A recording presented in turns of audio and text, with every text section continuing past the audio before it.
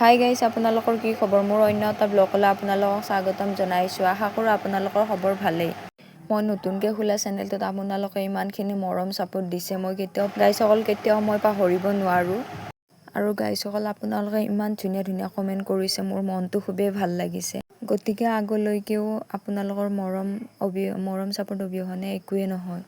আমি অসমীয়া মানুহ, যদিও আমি বেলেগ বেলেগকৈ বাস কৰোঁ, একেখন ঘৰৰে একেখন অসমৰে অসমীয়া মানুহ সকলোৱে ভাই ভনী দাদা বাইদেউ সকলোৱে এনেকৈ সকলো ভাল ভাল কাম কৰি যাব লাগে, সকলোকে ছাপোৰ্ট কৰিব লাগে মৰম চেনেহৰে।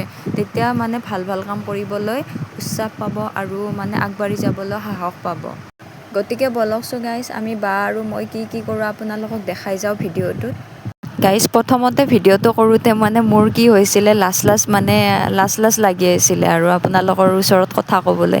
এতিয়া এইকেইদিন প্ৰথম ভিডিঅ'টোৰ পৰা এতিয়ালৈকে এইটো 2 নম্বৰ ভিডিঅ' হ'ব আপলোড কৰিলে। কিন্তু এতিয়া কি আপোনালোকক মোৰ এনেকুৱা লাগিছে যে মই আপোনালোকৰ ওচৰত কথা ক'ব পাৰোঁ, কোনো ধৰণৰ বেলেগ মানুহ যেনেকুৱা সেনেকুৱা ফিলিংছটো নহয় আৰু এতিয়া।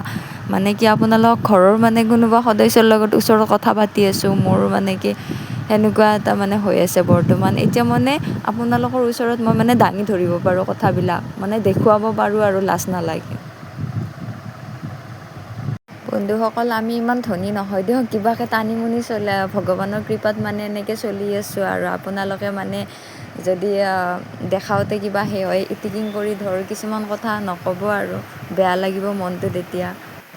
গাইজ, আমাৰ কি হৈছে, শুৱালকুছিৰ দেখি ইমানটো ঘৰত কি মাটি নাথাকে, অলপ মাটিতে এনেকৈ মানুহে যেনেকৈ পাৰে সেনেকৈ চলি আছে আৰু খেতি বাতি সেনেকৈ অলপমান কৰিব ট্ৰাই কৰে। গতিকে আজিকালি কি সকলো গেছ দিয়া বস্তু ঔষধ পাতি দি পিনে সেনেকৈ বিকিবৰ কাৰণে আনে, ঘৰততো সেনেকৈ ব্যৱহাৰ কৰা নাযায়। সেই গতিকে ঘৰত অকণমানেই হওক কিবা অলপকৈ যদি পাৰে আপোনালোকেও সেনেকৈ ঘৰত খেতি কৰি খাবচোন, সেইটো সোৱাদেই বেলেগ। কি হৈছে গাইজ, মই কি অলপ খেতি কৰি ভাল পাওঁ আৰু ফুল ৰুই খেতি কৰি এনেকৈ যেতিয়া ফলটো লাগিব মোৰ খুব আনন্দ লাগে। নাজানো কিয়, খাওঁ বা নাখাওঁ সেইটো পিছৰ বেলেগ কথা, কিন্তু যেতিয়া মই নিজে কিবা এটা কৰিম, ভোট জলকীয়াই হওক অমিতা গছে হওক, কিবা এটা ফল লাগিলে মোৰ মনটো বহুত আনন্দ লাগে। গাইজ, কি হৈছে, 3ডাল অমিতা ৰোপণ কৰিছিলোঁ আৰু তাৰে কি তিনিটা এনেকৈ লাগিলে মই গতিকে কৰ্মসূত্ৰে গুৱাহাটীত এনেকৈ কিবা এটা জব কৰি আছোঁ, মোৰ এনেকৈ অহা নাযায়। মাহৰ মূৰত কেতিয়াবা আহোঁ, নাহিলে 3 মাহৰ মূৰত এনেকৈ আহিলে আৰু মা সাঁচি থৈ দিয়ে আৰু গোটেইখিনি। মই কৈছোঁ এতিয়া ঢেকীয়া ভাজি কৰি পিনে পকি যাব, তাৰপিছত মা কি মই নাহালৈকে ৰখি থাকে আৰু। গাইজ, ইণ্টাৰেষ্টিং কথাটো কি হ'ল, যেইবাৰে আহিছোঁ কি 3বাৰে 3টা অমিতা চেচ হৈছে। চাওকচোন মাটো মায়েই হয়, মৰম ইমান।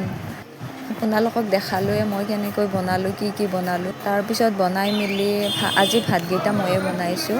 তাৰপিছত বনাই মেলি আৰু মাৰ কিবা বেংকত আধৰুৱা কাম আছিলে আৰু LIC অফিচ যাবলগীয়া আছিলে।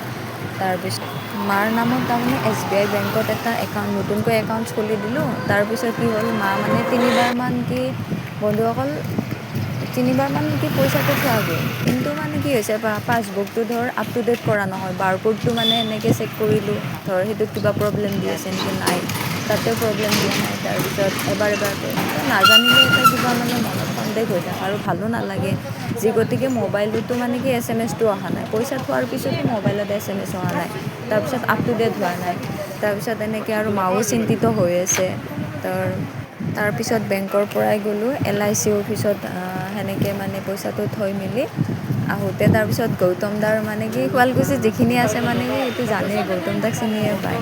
তাৰপিছত গৌতম দাৰ দোকানত সোমালোঁ, কিবা অকণমান মাকো লগা আছিলে, মই থাকোঁতে গোটেই কামখিনি যাতে শেষ কৰি পিনে মাক নিস্বাধীন মনে থৈ যাব, সেইটো মোৰো ভাল লাগে। তাৰপিছত মাৰো কিবা কিবি ল'বলগীয়া আছিলে, মোৰো ল'বলগীয়া আছিলে। তাৰপিছত গৌতম দাৰ দোকানত সোমাই পিনে এনেকৈ বস্তুখিনি লোৱা হ'ল, লৈ মেলি আমি ঘৰলৈ আহিলোঁ।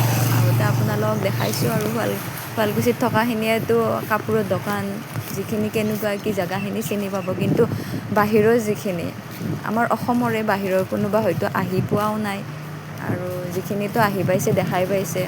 সেনেকৈ মই অকণমান কাপোৰৰ দোকানখিনি দেখাবলৈ চেষ্টা কৰিছোঁ আৰু অলপমান।